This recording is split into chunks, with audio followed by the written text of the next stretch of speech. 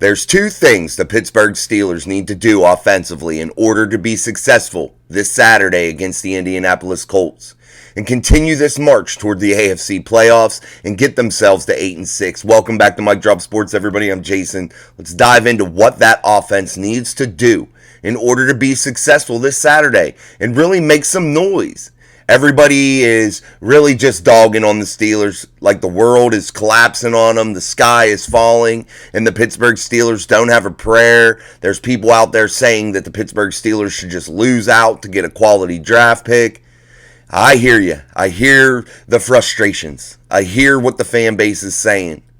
But I think the Pittsburgh Steelers need to just focus on getting that playoff spot, focus on getting there, and making some noise. And making some steps in order to be a good football team and not just lay down and die. Show some character. And the Pittsburgh Steelers offensively have been bad. They can't score points. They go 3 and out a ton. This defense is beat, battered, and bruised because of it. They're constantly on the field. But the offense this Saturday has some opportunity against this Indianapolis Colts football team. If you turn on the tape, the Colts don't do well with quarterbacks getting the ball out of their hand quickly. Around 2.5 seconds, if they can be in that area and Mitchell Trubisky can get the ball out quickly and get the ball to these playmakers on some short, underneath slants, skinny posts, things of that nature, utilizing the tight ends on some quick comeback routes, some drags, I think the Steelers could really make a big splash Sunday. Allow Deontay Johnson, allow Calvin Austin, allow this tight end room to keep you ahead of the chains. Then use a guy like George Pickens to go after those big chunk plays, those big 10-yard chunks, 12, 15-yard chunks. Throw to him across the middle. Allow Mitchell Trubisky to anticipate where these receivers are going to be and deliver the football with force and fast and get it out of his hands. Let's face it, guys, when Mitch has the ball and he's back there dancing around, tinkering around with the football, he doesn't get it out of his hands, he plays horrible. The numbers show it, and the numbers show it the other way, that when he does get the ball out of his hands, he's an okay, serviceable guy. Mike Tomlin raving about, hey, Mitch is getting this week whole reps, all the reps this week. I'm really going to expect to see big things. I can see progress. This guy's been in the league a long time, guys. I don't think getting a whole week's of practice is really going to matter. I mean, it does a little bit, but come on, he's a veteran, and it shouldn't matter. And you're paying him a lot of money to be the backup quarterback in the NFL and for your football team and to be able to come up in big moments when needed. And if Mitchell Trubisky can't rise to that occasion, then shame on him. He needs to be out of the league, and the Steelers need to move on and find somebody else. And if I'm the Steelers, the first sign of real trouble, and it starts to become a pattern in the football game, I put Mitchell Trubisky on the bench, and I start to get Mason Rudolph ready to go and see what he can do, because what do you have to lose? You lose this football game Saturday, you're going to probably not make the playoffs. Let's just be real about it, because you're going to be losing way too many tiebreakers. You're going to be falling to a 7-7 record, and you're going to set yourself up for a lot of pressure, and you're going to have to finish really strong with 3 straight wins, and it's just probably not feasible. You got to have 10 or 11 wins to make the playoffs in the AFC. There's no way around that. If you're the Steelers, you really can't afford to lose anything but one game through this stretch. But you got to beat these two teams that are directly in front of you right now. The only game I think that you can afford to win is possibly the Seattle game. Because they're not going to be, they're not in division, they're not in conference, and that will not kill you in the tiebreaker situation. But if you're the Steelers, you can't afford to lose to the Colts, who are in the playoff hunt, the Bengals, who are in the playoff hunt, and you've already beaten the Bengals this year. So you have to be able to put your foot down, put your foot on these people, and really squash them, and really cement your path into this AFC playoff picture and really hold your spot tough and not allow these weaker teams, at least on paper, weaker teams that don't have the roster that you have, sneak up on you and take your playoff spot. If you're the Pittsburgh Steelers, this is where you have to become tough and durable. So we talked about Mitchell Trubisky getting that ball out quickly. That is an absolute must. And You got to watch. This Indianapolis Colts defense knows how to get after the quarterback. So if you're Mitch, you got to focus on that. That is a huge key.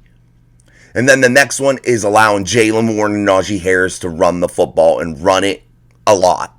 And if you're the Steelers, you have to really be able to lean on this run game this Saturday. It is pivotal to success. Running the football and getting the ball out quick are the two most important things. You can just take everything out of your head and really focus on those two things that I just said.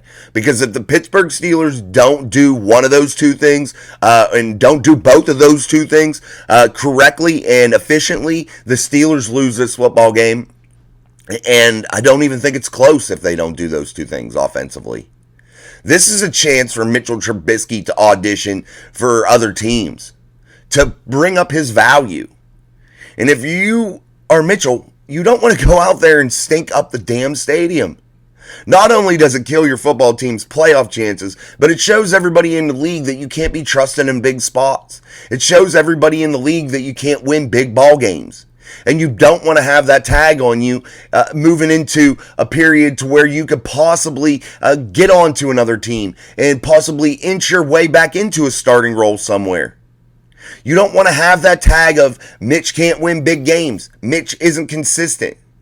We've saw him struggle, but we've seen some bright spots. We've seen him be able to fire the football with authority, but he has to anticipate these throws and really get the ball out and spread it around to many different guys.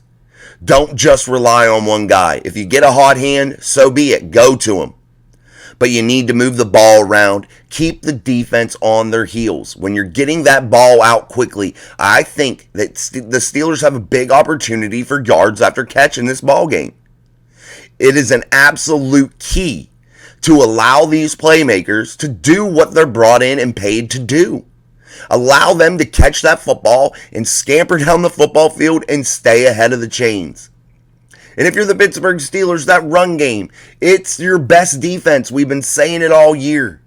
You have to control the time of possession. We don't want to give Gardner Minshew, Pittman, Moss, all these guys, we don't want to give them opportunity after opportunity to be able to hurt you.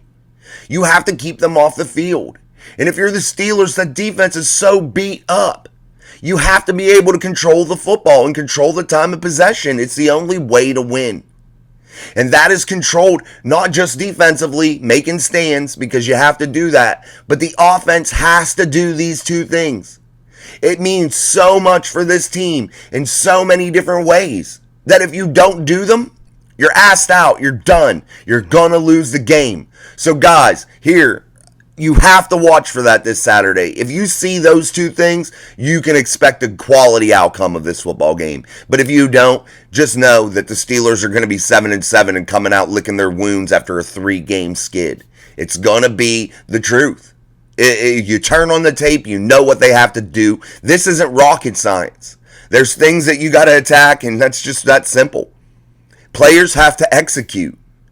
And you have to come out with some fire in your belly, man. You have to. You really have to come out and focus this Saturday. You can't come out lackadaisical and fall behind a couple scores, throw some interceptions if you're Mitchell Trubisky. You're not built to come back. You're going to be playing catch up the whole game, and you're not built to score quickly. You're just not. So you have to play your ball game, and that is the only way that this comes out in a positive outcome. It's just the way it is, guys, and I had to get on here before tomorrow and say that. Now, I want to also bring you guys into some things that are happening here on the channel. One being our new segment that we posted earlier, and that's with Sean, a guy that we love having here on the channel. The dude, if you see him in the comments, that's Sean. He's been providing quality content, really busting his butt and jumping on the lives with me, and I thought it was only a natural thing for him to get a segment on the channel to provide some quality content to you guys. And I just want you guys to show him some love, give him some views, give him some likes, share his videos, all that fun stuff, and leave him some cool comments. And we're going to keep getting better each week, man, with it, and adding more and more shows, adding more and more content. So if you're not subscribed, jump on board. So hit the red subscribe button. Also, like and share the videos, man. And leave your comments, guys. We love to read them. Sean reads them. I read them. So put them in there, man. Somebody will answer you. It has gotten to where we get a lot of comments now most of the time. So it's very hard for me to answer back quickly. But I'll answer. Sean will answer. People like that will all answer. And we'll try to get you always a response for your comments. And some of you that have been out there putting some really quality comments out there, I just got to applaud you on your knowledge for the game and the way that you articulate what you see going on this football field. And it really means a lot to read those solid comments from people that really know what they're actually talking about. And I really enjoyed having that on the channel. Enjoy seeing those comments a lot. So guys, again, thank you so much for all your support. Like I said, we're going to hopefully be able to open the store up soon for some t-shirts and things of that nature.